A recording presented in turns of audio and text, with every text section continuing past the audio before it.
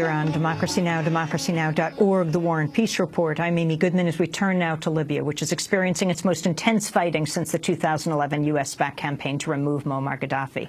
On Monday, the New York Times revealed Egypt and the United Arab Emirates launched airstrikes twice in the last week against Islamist allied militias battling for control of Tripoli. On Monday, Democracy Now! Spoke about the situation in Libya with Vijay Prashad, professor of international studies at Trinity College. He's the author of several books, including Arab Spring, Libyan Winter, and most recently, The Poorer Nations, a possible history of the Global South. I began by asking him to explain what's happening in Libya now. Today in Cairo, ministers from North Africa are meeting because the Libyan crisis has become so severe. I mean, Libya has a very long border with Egypt. It has a long border with Algeria. It has a border with Tunisia. These are the three countries that are most terrified about the spillover of the violence. So what is this violence? You know, it's not that the violence began yesterday, so they have an emergency meeting. This violence has been ongoing since 2011. And the way the war against Gaddafi had been prosecuted was that firstly I should explain something about Libya to understand the nature of the war. Libya is like Indonesia, except that in between the little island cities there is desert. There's very little countryside. You know, these are cities in an archipelago. So what happened when Gaddafi, felt the resistance against his rule in 2011 was that the archipelagos of Benghazi, of Ashtabia, these cities immediately seceded. And what's so interesting is that they seceded as cities, as Benghazi, not as a major Libyan uprising. You then saw uprising in Misrata, in Zintan. You know, each city had its own militia, and these urban militias had a certain political character. There was an attempt, brief attempt by NATO to try to create a unified command, but they basically gave that up. They bombed the country and opened the door for the different militias to now compete against each other. So the day Gaddafi was killed, from then onwards, the militias have basically been at each other's throats. And interestingly, the government in Tripoli, which to some extent, dominates the oil revenues, has been paying each of these militias. It's amazing. The government in Tripoli is paying the militia in Zintan and the militia in Misrata, and they've been both attacking the government in Tripoli. It is a very weird and peculiar situation. Why paying? That was part of the agreement to maintain the peace. You know, there was a long process where pressure was brought on the basically parachuted government that came into Tripoli. You know, these are people who had been financial advisors to the Emir of Qatar. You know, the first major leader of the National Transitional Council, Mr. Mahmoud Jibril, was the principal financial consultant for the then Emir of Qatar's second wife, Sheikh Moza. So these people didn't have a mass base. They flew in on a NATO aircraft, they arrived in Tripoli, and in order to keep the peace, they decided to pay off every one of the, little urban militias. They've continued that. Now these militias are basically at each other's throats, and it's an exaggeration as well to say, for instance, that the Zintan militia is secular. That's the one that was holding the airport. The Misrata militia is Islamist or has a Muslim Brotherhood caste, which has now taken the airport and the city. These are true adjectives. It is an Islamist force, but it's not that the Zintan militia is not an Islamist force. It's just that they have very different backers. The militia that has now taken the city of Tripoli is largely a Muslim Brotherhood force.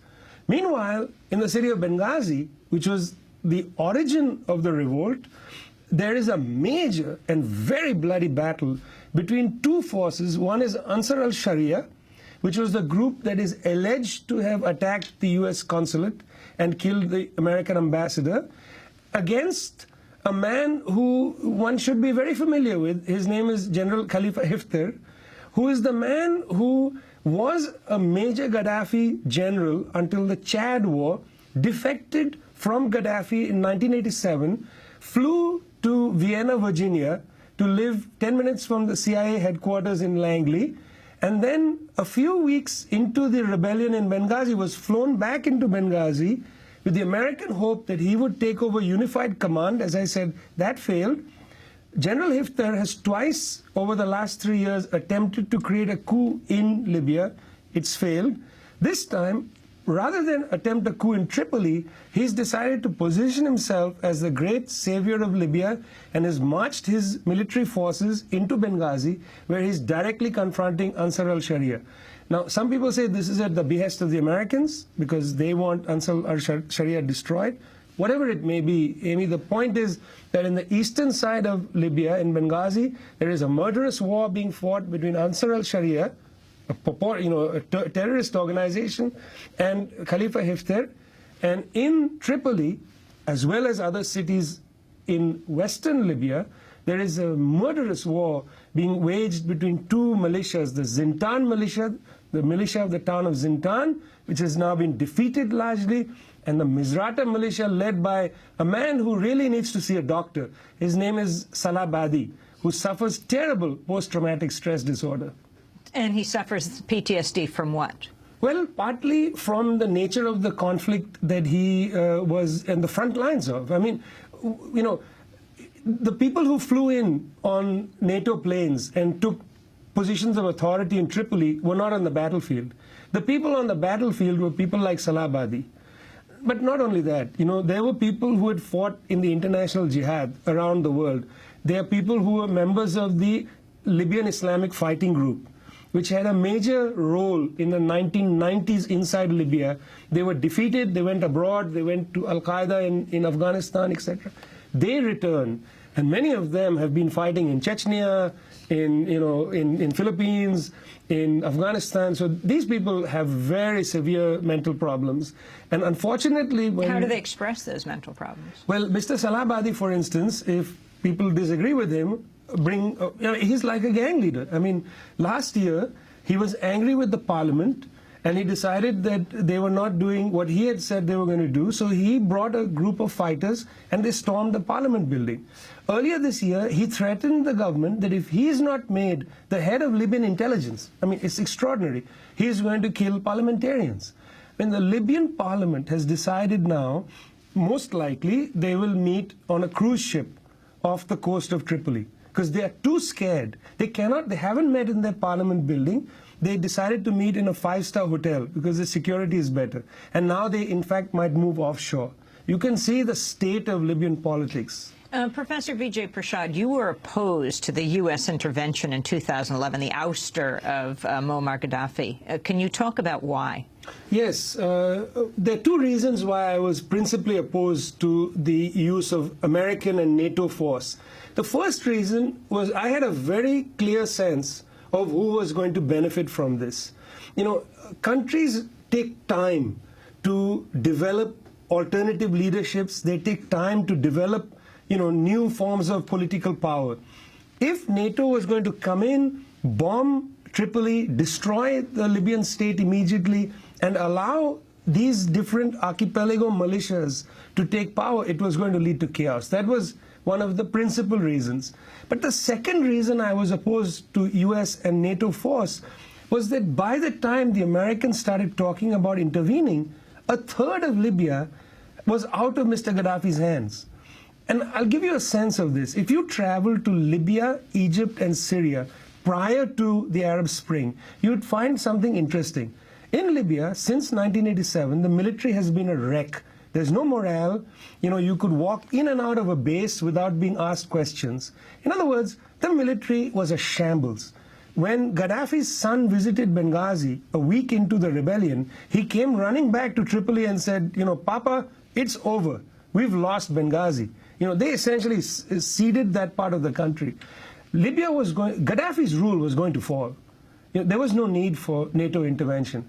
In Egypt, the military is very powerful, but you'll find something interesting.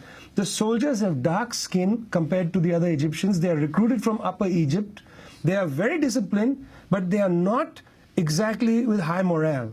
In Syria, the military has very high morale. You know, it has often been amazing to me. I keep wondering, why did the Turks and others believe that the Syrian regime was going to fall like the Libyan regime. They have completely different military structures, and the morale is completely different. So the second reason I opposed intervention in Libya was it was inevitable that Gaddafi was going to lose power. Let the process take its own way. Let them fight a little bit. Let there be a political dialogue within the rebellion. Let them create alternative structures of power. If you just gift the Libyan people a destroyed country, how are they going to build a future? And that is the real danger of aerial bombardment of the style the Americans conduct. They level countries and then tell people, well, create a democracy. It doesn't work like that. If the Libyans had been given 3, 4, 8 months to fight against Gaddafi, already much weakened, I think a different outcome might have been possible. What do you think it's critical for people to understand about the forces that support Libya right now and where you feel it will go? I mean, who supports Libya right now? You know, let's do the drum roll. The United States has withdrawn from Libya. The French and the English have withdrawn their embassies. You know, they have all essentially abandoned Libya. I haven't seen much talk in these countries about the importance of Libya any longer.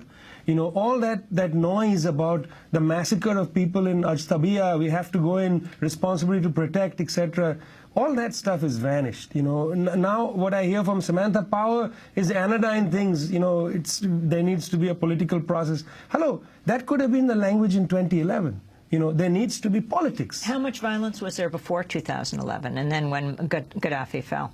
Well, you know, violence in Libya has been there for a long time. In the 1990s, the Libyan state was cracking down against the Islamists brutally inside the prison, killing 200 people inside a prison. At that time, the United States didn't say very much. During the 2000s, when the United States was exporting prisoners to Gaddafi's jails to be tortured, you know, nobody said a thing. You know, the United States used extraordinary rendition, brought in members of the Libyan Islamic Fighting Group, including one senior fighter whose wife was, I think, several months pregnant. They were caught in Malaysia, brought to Tripoli.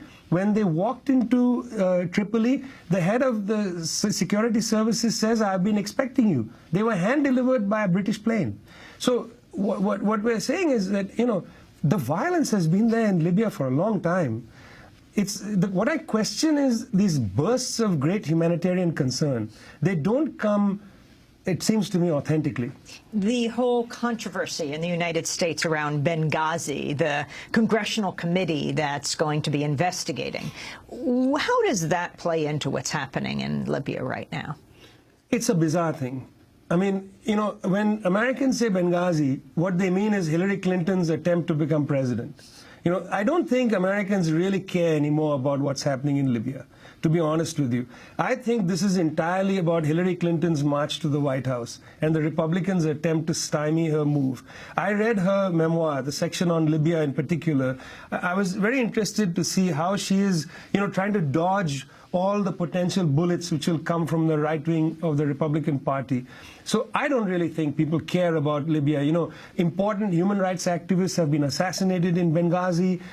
Senior figures of the government have been killed. Prime Minister of Libya at one point, Mr. Ali Zaidan, had to flee the country, and he then went to Germany. You know, the Prime Minister of the country fled. Where was the excitement? You know, we know the word Benghazi only because of a very important event in the career of Hillary Clinton. And I think that tells you a great deal about the nature of American foreign policy making, that it's so insular. How does Libya, Professor Prashad, fit into the story of the Middle East right now and the surge of ISIS, a group that you've been following for a long time? Well, it's fundamental to the entire story. You know, in a sense, people are saying that at any minute, Mr. Saleh of the great militia of Misrata might declare that he is an ISIS man. You know, I mean, these things are very possible. After all, if you look at Mali, if you look at other Al-Qaeda manifestations, many times people opportunistically say we are Al-Qaeda. You know, in Mali, so many Al-Qaeda were previously human traffickers who trafficked people across the Sahara. They were drugs traffickers, arms traffickers. It suited their purpose to suddenly become Al-Qaeda, you know, to create an alliance with the Berber. So it's not improbable because of the gains of the Islamic State, its prestige has risen. This is a very dangerous phenomenon because it creates new kinds of confidence and new kinds of sensibilities that, we are going to fight to win. We're not just fighting to secure our town anymore. We're going to take all of North Africa.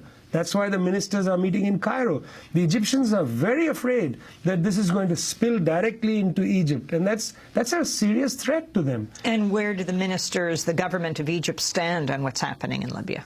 Well, honestly, I think they just want to build a big wall to prevent it entering. The Egyptians have several times threatened that they could enter to stop any attempt at movement towards Egypt. So there have been troop movements at the Egyptian-Libyan border. They have no ambitions to go into Libya. Everybody is hoping, that is, the militaries are hoping, that Mr. Hifter is going to level Ansar al-Sharia. One of the interesting features of this, the Arab Spring, unspoken feature, is that I was speaking to a senior military officer in Egypt, and he said, all of you people, you report about people on the streets and what's happening with the Muslim Brotherhood. What you don't know is right through all this, the militaries of Egypt, Syria, Iraq, Libya, etc., we have been in communication with each other. They have active liaison, and they have a certain opinion about how things should run. So, for instance, to give you an example of that, when Mr. Morsi, at a major rally in Cairo, gave a speech where he said to people of Egypt... When he was president, said to people of Egypt, go and fight in Syria. And then after he stepped down from the podium, a senior cleric spoke there and said, the Shia are the great enemy. A few days later, there's hardly a Shia population in Egypt, but a major Shia figure was killed on the street, was basically slaughtered on the street. The military decided to move, this man told me, against Mr. Morsi because of this gesture, go and fight in Egypt. Because he said that, look, we are proud Egyptian military. We don't want to see a ragtag group of people. We don't want to see Arabia, Greater Arabia, turned into, Afghanistan. So the Egyptian military, despite the politics, had very close liaison with the Syrian military and similarly with the Libyan military. Now, the Libyan military has largely collapsed. Mr. Khalifa Hifter, the general, is reclaiming the mantle of a united Libyan military. So I am almost sure that he is the one in close touch with the Egyptian military. In other words, what I'm saying is there's another nervous system in this region. It's not just the globalization of people, the globalization of Muslim Brotherhood, the globalization of, Al-Qaeda. There's also a kind of linkage of the military. And they have a certain view of how the state should function. And I think, therefore, they will support some of these initiatives. So I don't think the Egyptians are going to cross the border. That would be suicidal. Vijay Prashad, professor of international studies at Trinity College in Hartford, Connecticut, author of several books, including Arab Spring, Libyan Winter, and most recently, The Poorer Nations, a possible history of the global South. To see the rest of our interview, you can go to our website at democracynow.org. And that